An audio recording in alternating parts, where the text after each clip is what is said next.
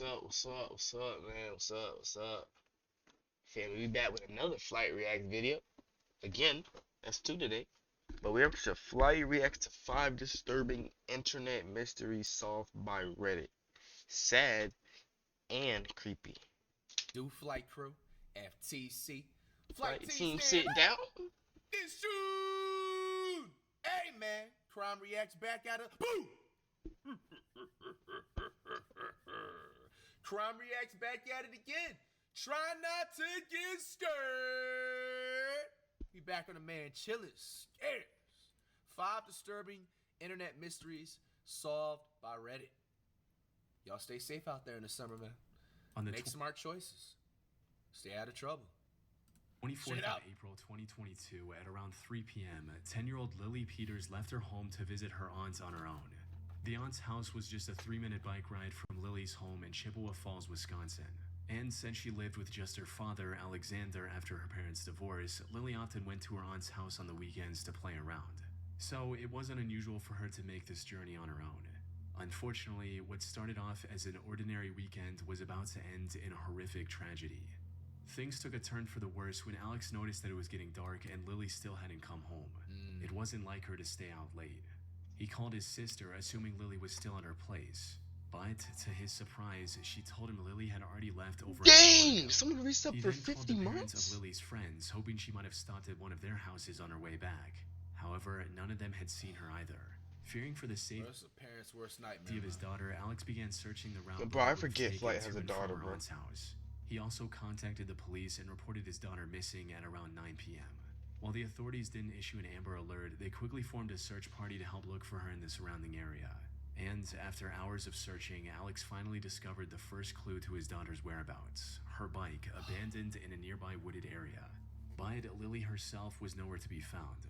Police deployed drones and rescue dogs to search the woods and investigate the hiking trail that ran through the area. Then, at around 8:45 a.m., Alex received the news he had been dreading all night. Lily was deceased. Oh! That's sad, man. A volunteer had discovered her body hidden under a pile of leaves just a few feet from the trail. Oh my gosh. After a brief examination, police ruled her death a homicide and began looking for the perpetrator. Bro. Unfortunately, they had nothing that could lead them in the right direction. That is until someone made a post about Lily's case in the true crime subreddit. While everyone else was speculating on what could have happened to Lily, user HomesliceNation4 came forward with a crucial piece of information in a now deleted comment that read, What's scariest is I was playing Pokemon Go in the park that day. My stomach turns when I think about it. I suddenly get this thing. "What's scary is I was playing Pokemon Go in the park that day and walking along that very same trail. My stomach turns when I think that I saw that girl in a pink/purple hoodie on her bike with another kid on my way out. I have a suspicion that it could be another kid that did it." What? Another user called the police tip line to report HomesliceNation4's comment. And to everyone's surprise, this was the breakthrough the investigators needed to solve the case. Because just a few hours later, police arrested Carson Peters Berger, Lily's 14-year-old cousin, as the prime suspect in her murder. Not long after he was taken into custody, Carson admitted to everything. However, just what happened to Lily that night was more horrifying than anyone could have ever imagined. According to Carson, he followed Lily as she was heading home and told her to follow him into the woods. He'd been planning this for months. Once they were off the trail, he punched her in the stomach, hit her several times with a large stick, and strangled her until she took her final breath. What? He then went back home as if nothing had happened. What a weirdo. But when he heard about the search for Lily, he panicked and went back into the woods to move her body further from the crime scene and hid it under a pile of leaves. Though, all thanks to one Reddit comment, he was thankfully caught. That's crazy, though. Given the severity of his crimes and the fact that it was all premeditated, prosecutors decided to try Carson as an adult. Good. He's still in custody, awaiting his trial set for some time in 2026. That's just sick, man. Bro, it don't gotta just be friends, bro. It can be family too, man. You gotta watch everybody, bro. Sick, man. On May 1st, 2013, Reddit user ShadyBusiness15 posted on the What Is This Thing subreddit, seeking answers for a strange device he found inside his power strip. The post read, "Violently blew a fuse in my extension cord, took it apart to see the damage, and found this inside." Alongside this, the OP shared pictures of 2 circuit boards connected to each other with wires, and what appeared to be a SIM card. He also cross-posted this in the Reddit Bureau of Investigation subreddit, where users noticed a microphone on one of the circuit boards and figured this was a spying device of some kind, with one comment providing more details about how it worked, stating, "Your extension cord is a room bug. Someone calls the phone number on that SIM and the extension cord auto-answers and listens to the room." Put simply, one of the circuit boards was a cut-down version of a phone that used the SIM to transfer audio from the built-in microphone. The second board was a power delivery module, allowing the device to run directly off of the wall power without needing any batteries. However, this raised more questions than it answered, especially about the OP's true identity, with some users speculating if he was involved in some shady business. After all, why else would someone go through the effort of planting a bug to listen in on his conversations? But according to a later comment, he was just a normal university student who was living in the university's dorms, and that he took this extension cord from his home when he moved. But also mentioned that there are other people with access to his room who could have planted the bug without his knowledge. With this, the focus shifted towards finding out who planted this in the OP's power strip and why. Some users suggested putting the SIM in a spare phone, but doing so only deepened the mystery further. Apparently, it had a 10-pound credit, suggesting that it was being used at some point. However, it didn't have any contacts, voicemails, or call logs. And judging from the network messages, the device had been active since October 2012. This also helped the OP retrieve the SIM's number, but calling it returned an automated message stating, "The service is now closed, and if you have voicemail, you can turn it on." Nothing else. The OP tried leaving it active in a spare phone as well, but even after days of waiting, he didn't receive any calls or messages. It's possible the person who planted it had already gotten the information they needed, or perhaps they found out the OP had discovered it and decided to back off. In either case, the OP's only remaining option was to contact the SIM's carrier, O2. Unfortunately, they weren't much help either. He would have needed a police warrant to access the call logs, something he didn't want to deal with. Without access to the call logs, the only real suspects OP had were his own parents. However, he didn't find the spy SIM's number in either of their phones when he checked later. This left a single possibility that's also the most likely explanation for the whole thing. Put simply, the spy device was never meant for the OP in the first place. As many on Reddit hypothesized, the bug was likely intended and used for corporate espionage at some point. From there, it somehow found its way into the OP's home. Maybe one of his parents brought it home from work or purchased it in a corporate clearance sale without realizing what it actually was. But by then, the device had already fulfilled its purpose and wasn't being used. Unfortunately, while Redditors were quick to identify and solve what the device was, they weren't able to find a concrete answer for who planted it and why. The last update from the OP was in May of 2013. Chances of getting an answer now, over 12 years later, are practically zero. Alright, that one was kind of confusing. On the morning of August 9, Raid 2018, Bullies! 66-year-old Top 5. Susan Rainwater set out on Fast her track. cycling route in Eatonville, Washington. But unlike What the up? countless times she'd followed this routine, that day she didn't come home on time. Worried, her husband David Rainwater went out looking for her, only to come face to face with the aftermath of a tragic accident. Just off the side of the road, David discovered the mangled remains of his wife's bicycle. As he got closer, he saw an injured Susan lying on the ground, not far from the bike. Sadly, it was already too late. Susan had succumbed to her injuries and passed away before David could get to her.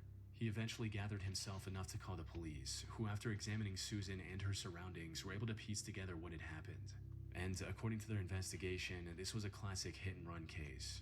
Susan was likely struck from behind by a fast-moving car, resulting in her getting severely injured. However, instead of stopping and helping Susan, the suspect decided to save himself and fled the scene. Unfortunately, there were no witnesses or nearby CCTV cameras, leading investigators with no leads to follow. The only clue they found on the crime scene was this one piece of black plastic that likely broke off of the suspect's car from the collision. Investigators tried their best, but they weren't able to figure out what this was supposed to be, let alone what car it belonged to. With no other options, one of the troopers at the scene turned to the internet for help, stating, "Troopers and detectives are still looking for a black vehicle believed to be involved in this morning's tragic bicyclist fatality.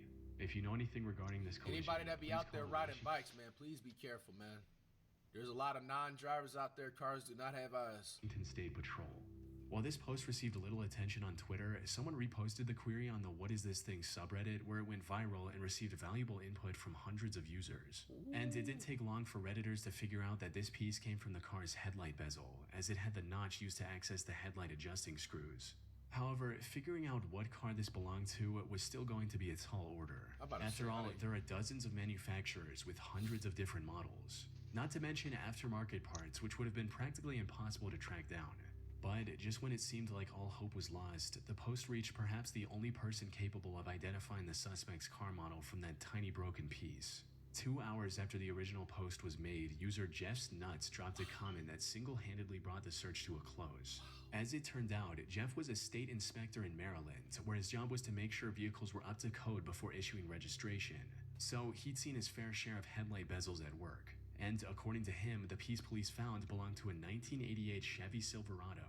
After spotting the resemblance, users forwarded the information to the investigators, prompting a search for a vehicle that matched this new description. Then, just 5 days later, the state trooper announced what everyone was waiting for. Got him! They had located the vehicle that struck Susan and arrested its owner. Wow! The man responsible for her death was 36. Hey, internet's undefeated. Yeah, that's actually crazy. They found it from a single piece. It wasn't the whole thing. It was a single little piece. The man responsible piece. for her death was 37-year-old Jeremy Thomas Simon. He first claimed that he had fallen asleep at the wheel and thought that he'd hit a deer instead of a person. Nigga, now you know damn well, bro. Come on, my nigga. You thought you hit a fucking deer? Fuck out of here, bro. However, his story later changed to where he knew he hit a person, but didn't get out to help because he, quote, did not want to see a body. It was clear he was just making excuses, since authorities also found a small bag of hard drugs in his car, suggesting he may have been under the influence at the time of the crash. In the end, he was sentenced to 4.5 years in prison. Not exactly a harsh penalty. All is crazy. That's all is crazy. No! That's all see if is he would've crazy. got something like that. If he would have already had came forward and been a man and been like, hey, like, you feel me? Like, nigga was fucking doped up and fucking high as hell. I hit somebody. You know what I'm saying? Drugs too? He turned himself in on some. Bro, he had to get on the whole internet chasing stuff, bro, and gets 4 years for that. Bro, imagine how her family feels, man. Bro, RIP to her, man. And RIP, by the way, to everybody else throughout this video, too. For a deadly hit and run, but it is better than nothing. Especially considering he must have had a good-ass lawyer. That if the Reddit user Jeff hadn't identified the make and model of Simon's vehicle and posted his findings to Reddit, there's a good chance he would have gotten away with it entirely. It's crazy, the fact the internet even seen it. In October 2024, someone noticed that one of their electrical outlets in their home looked different from the others. It looked like it had a camera inside, but it wasn't super obvious. Biggest fear, bro. This why, nigga, I ain't been in no air. I just straight use hotels, bro. Like, bro, once I started hearing rumors and shit of this happening, like Airbnbs, like, so they turned to Reddit and posted. They could probably have it in hotels too. Don't ever think you're comfortable and safe, but did photos of the outlet, hoping someone would either confirm or deny their suspicions. They also explained their situation further in a comment reading, I've had a stalker in my apartment broken into in the past. I got a camera detector for peace of mind, not knowing it would read anything, but it led me to this and detected radio waves and it reflected back with the infrared. The bottom ground looks different than the other GFCI plugs in the rest of the complex. Right away, several people agreed with the OP and that something was definitely off about the outlet. Then, just 40 minutes after the post went up, one user confirmed the OP 100% had a hidden camera in their home by tracking down the exact model for sale online. What? And according to its product. Damn, now every time I go to a hotel, now I gotta look at this shit now. I gotta look at every outlet, bro. Y'all make sure y'all do the same thing too. People are weird like that too. They would actually do that and just leave it there. 4K video completely. This is creepy. Over Wi-Fi. Because imagine you being stoned or some shit, chill. You're not gonna see this shit, bruh.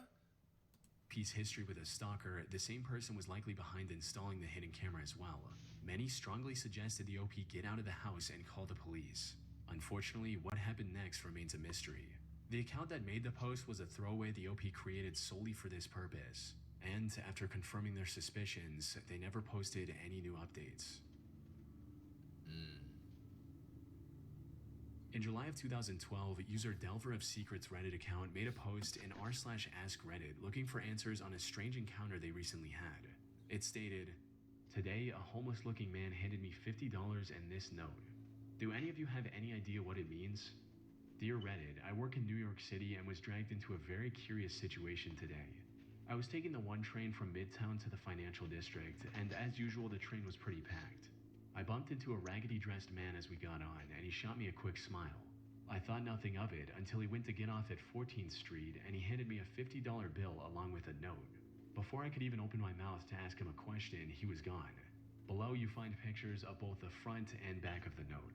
I've been looking at the note all day, and needless to say, I have no idea what it means. The fuck is it? It's handwritten on a 3x3 square piece of paper with no identifying marks and no watermarks. There's a hand-drawn grid, and at a couple of spots, the cells of the grid are combined. The note has random characters written throughout it, and the bottom quarter is filled with random shapes and numbers. Bro, maybe I'm just reading way too far. people are weird, bro. Somebody took the time to write this on a $50 bill, bro. Like, bro, put that in the bank, man. Take your weird ass on somewhere with that shit, bro. It was a note. Not the person who has the bill, but the person who sat there and wrote it. Like, you sat there and wrote on money, bro. Like, what are you doing? To things, what drugs it was just another crazy New Yorker, but I figured it would be neat to see if anyone has run into this similar situation. Do any of you have That's what they do? They just giving out free $50 in a New York subway? Shit. The note says, if anything. After taking a good look at both the note and the $50 bill, some users figured out that the note was what's known as a bifid cipher. And deciphering it revealed a message that read, "There's plenty more money to make. Figure this out and prepare to meet July 19, 56 and 6 hot dog stand outside Rue 57 Cafe. Ask for Mr. Input." Hey, y'all chat. What y'all doing in this situation? You in the New York subway? Some random dude hands you a $50 there's plenty bill more with money like to a make. riddle on both sides, and I'm you not gotta doing solve it. I it. ain't It gonna says cap. these. There's plenty more money to make. Are you gonna meet up July 19th, 56 and 6 hot dog stand? WGU's flat rate tuition at your pace formatted generous transfer policy allow you to earn a degree in less time for less money. Pay about half the cost of the national average for a bachelor's degree. Skip. Shut up. Learn more and get started at Come on, bro. Hey, he might just have a suitcase full of money. Maybe he just wants to be generous. However, before anyone had the time to figure out the true meaning behind this, You gotta go like 50 feet. Delver of Secrets received a coded message on Reddit. It was likely from the same guy that handed him the note earlier that day. When decoded, this message read, "You have managed to find the message with the help of friends. You changed the rules, now so will I. July 12, 4 p.m. Find the Blue Jay at 6.5 and 56 and tell him you are the last." What? This was packed with clues pointing in multiple directions. For starters, 6.5 and 56 corresponded to 6.5 Avenue on 56th Street in New York. And at that location, there was a salon named Gotham Skincare. This led many to believe that this whole thing was a marketing stunt for something related to Batman, especially since the date given in the original note, July 19th, was one day short of the release date for The Dark Knight Rises. One person even called the marketing company for that movie in hopes of getting them to admit the truth. So basically, I was one of the people who got caught up in the whole homeless man gave me $50, we had to figure out some sort of code. So after staying up for hours and reading all the comments, I definitely came to the conclusion that this reeks of marketing campaign. And I have a sneaking suspicion that it's a certain company. Hey guys, what's up? Alright, so it's 9/16. Nigga say, hey guys. Here in New York.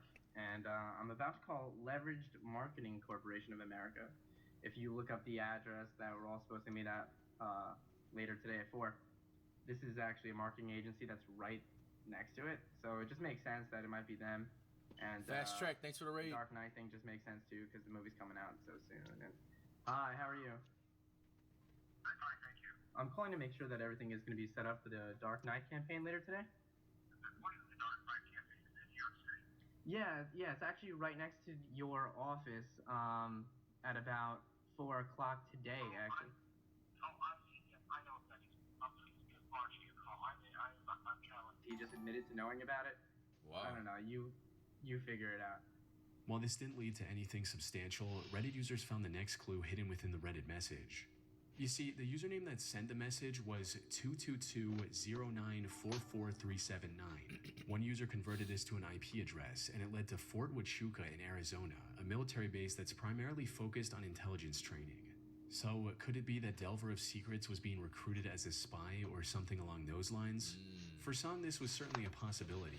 However, another user discovered that a spy exhibition was happening at the nearby Discovery Times Square Museum on July 12th. Maybe this was a marketing stunt for that instead. But this idea was also shot down by another user who claimed to work for the museum, stating that they had nothing to do with this. With no other leads, a group of curious New York-based Redditors decided to meet at the specified location on July 12th to see if anything would actually happen. However, despite dozens of people showing up, including Delver of Secrets, no one noticed anything out of the ordinary and had to go back in disappointment. Now, if this was some legitimate espionage-related matter, a large crowd would have instantly scared off anyone planning to meet Delver of Secrets at that location. Probably. So, the whole thing was kind of pointless in that regard. But on the other hand, the gathering all but confirmed that this wasn't some marketing stunt. Because if it were, the media attention and large crowd would have been the perfect moment for a big reveal that never happened. Then, something happened that no one saw coming. On July 13th, Delver of Secrets removed everything from his post and replaced it with a single ominous passage reading, "Received a phone call today threatening violence against me and my family, going as far as to name members of my family and their addresses unless I delete this post. What? The caller also told me not to show up on the 19th and to inform anyone planning to show up on the 19th that nothing would happen. This will be my last message from this account before I delete it. I'll also be changing my number later today. I'm sorry if a resolution to this never happens, but I'm not willing to risk my family's safety for a few extra dollars." Wow. With that, Delver of Secrets vanished from the internet. Ran them While off. Reddit did solve layers of coded messages and uncover clues hidden within other clues, they were ultimately left with nothing but speculation and an unsolved Noah, mystery. Java Girl with the raid. Thank you. Hey, it's man. crazy, man. But I see y'all boys.